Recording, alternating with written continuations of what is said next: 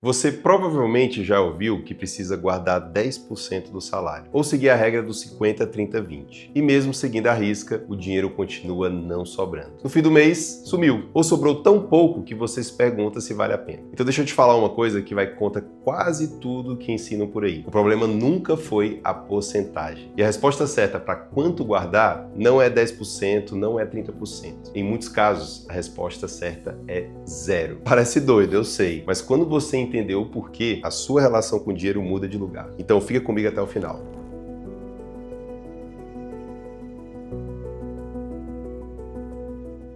Então deixa eu tentar adivinhar como é que é na prática. Você até tenta guardar. Você separa um pouco no começo do mês, com a melhor das intenções. Aí vem uma conta que você não esperava, um imprevisto, um boleto. E aquele dinheiro que era para ficar guardado, volta para dentro do mês. Ou então acontece o contrário, você consegue guardar, é disciplinado, faz tudo certinho. E mesmo assim sente que não sai do lugar. Você olha para o saldo e pensa, eu ganho razoavelmente bem porque eu ainda sinto esse aperto. E que tá a parte que quase ninguém te conta. Seguir uma regra de porcentagem que veio de um livro, de um vídeo ou de um amigo, é tomar uma das decisões mais importantes da sua vida no automático, sem perguntar se aquilo faz sentido para você. A regra dos 10% não falha porque 10% é pouco. Ela falha porque ela ignora a única coisa que deveria definir esse número, e que eu já vou te dizer qual é. Mas rapidinho, para você saber com quem você está falando, eu me chamo Leonardo Gomes, pode me chamar de Léo, eu sou planejador financeiro há 15 anos e também sou mentor de planejadores. E o meu primeiro contato com dinheiro não foi numa planilha, foi dentro de casa, na infância,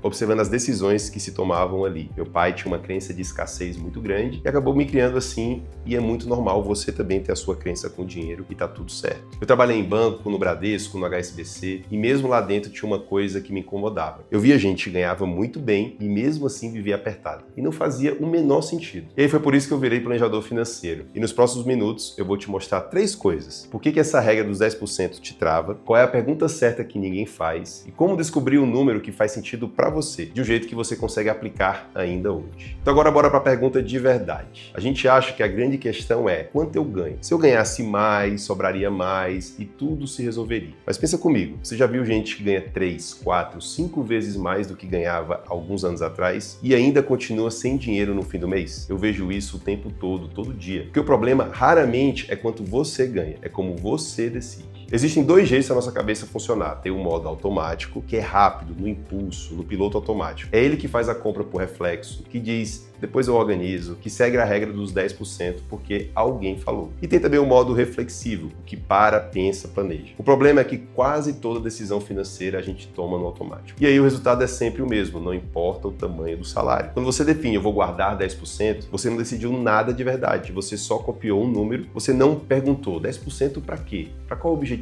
Em quanto tempo? E é exatamente isso que muda tudo. Porque o número certo para guardar não depende do que dá para sobrar, ele depende de para onde você quer ir. Então vamos para a resposta honesta da pergunta do título. Quanto deveria sobrar do seu salário? A resposta é 0. E eu vou te explicar por que isso é uma boa notícia. Sobrar dinheiro no fim do mês parece sucesso, mas na verdade quase sempre é sinal de que você não decidiu para onde aquele dinheiro ia. Num plano bem feito, cada real já tem um destino antes do mês começar. Então não tem sobra, porque tudo já foi direcionado de propósito. A conta fecha em 0 não porque você gastou tudo, mas porque você decidiu tudo. E todo lugar para onde o seu dinheiro vai cabe em 3 categorias. Primeira categoria, o presente, o hoje, a sua qualidade de vida hoje, moradia, comida, lazer, as suas viagens. A segunda, o passado, o que você já decidiu lá atrás e você ainda paga as parcelas, financiamentos. E tá tudo bem se você fez isso de forma planejada. E a terceira, o futuro, o que constrói o amanhã, seus investimentos, os seus objetivos. A maioria das pessoas trata as 2 primeiras como obrigação e a terceira, o futuro, como o que sobrar. E é por isso que nunca sobra. Deixa eu dar um número real para isso aterrissar aí na sua vida. Numa organização bem feita, é comum a gente encontrar algo em torno de 46 mil reais ao longo de 3 anos. Não porque a pessoa passou a ganhar mais, mas porque ela passou a decidir melhor para onde o dinheiro já ia. Esse é o custo invisível de viver no automático.